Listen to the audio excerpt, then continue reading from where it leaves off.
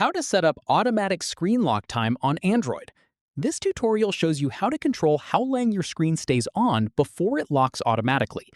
First, open the Settings app on your Android device. From there, scroll down and tap Display. After that, tap Screen Timeout. At this point, you'll see a list of time options to choose from, ranging from 15 seconds all the way up to 10 minutes.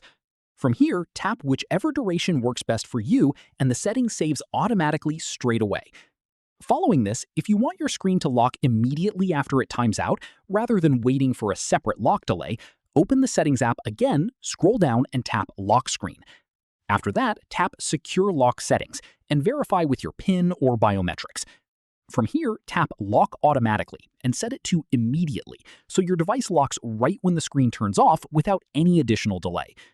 Finally, keep in mind that a shorter screen timeout is better for battery life and security, while a longer one is more convenient if you're frequently reading or referencing something on your screen.